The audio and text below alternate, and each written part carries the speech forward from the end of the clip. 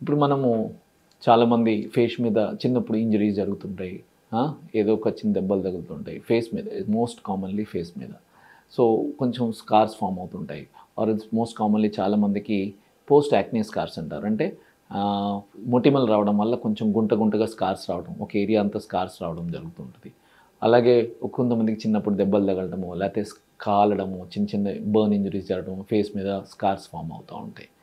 So ఇవన్నీ చాలామంది ఒక మిస్కన్సెప్షన్ ఉంటుంది.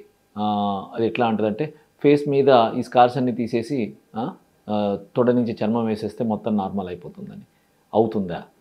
ఫేస్ ఏదైనా సరే ఒకసారి స్కిన్ అంటే కట్ అవ్వడం అంటూ జరిగితే, ఒక స్కిన్ ఒకసారి యాక్సిడెంటల్గా కానీ సర్జరీ తర్వాత కానీ ఏదైనా సరే స్కిన్ అనేది ఒకసారి కట్ అవ్వడం జరిగితే స్కార్ అనేది కంపల్సరీ ఉంటుంది.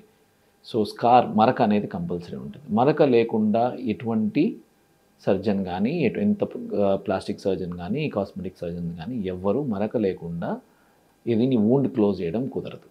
సో ఆ మరక అనేది ఎంత ఫైన్గా చేయగలరో దాన్నే ప్లాస్టిక్ సర్జన్ చేస్తారనమాట.